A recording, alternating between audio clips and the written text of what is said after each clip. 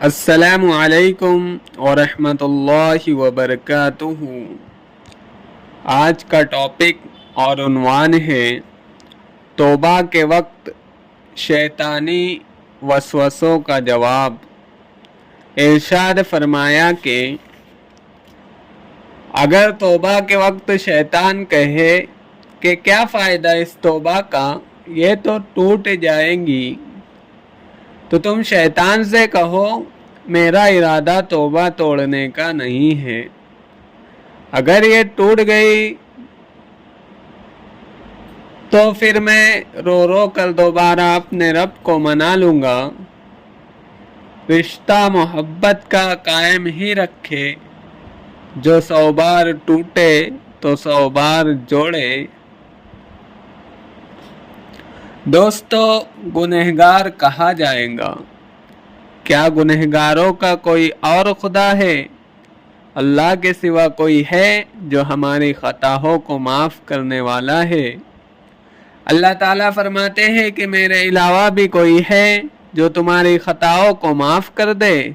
اگر میں نے معاف نہ کیا تو کیا تمہاری مغفرت ہو جائے گی؟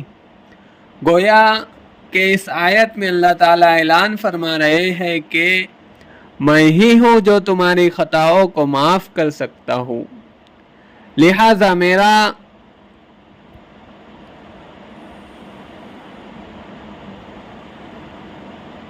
دروازہ کبھی نہ چھوڑنا۔ تم مجھ کو چھوڑ کر کہاں جا سکتے ہو؟ اسی وجہ سے اللہ تعالیٰ نے اپنے سے نا امید ہونے کو کفر قرار دیا۔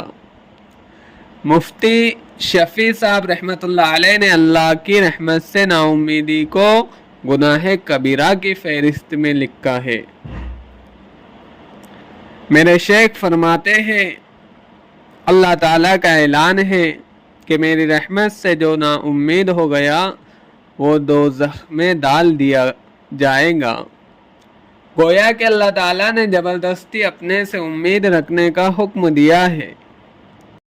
جیسے ڈنڈے مار کر کوئی ابا کہہ رہا ہو خبردار میری رحمت سے نا امید مت ہونا ورنہ ڈنڈے لگاؤں گا، تو بیٹا کہیں گا کہ وارے واہ، میرے ابا کی جب یہ شان ہے تو ربا کی کیا شان ہوں گی۔ بے شک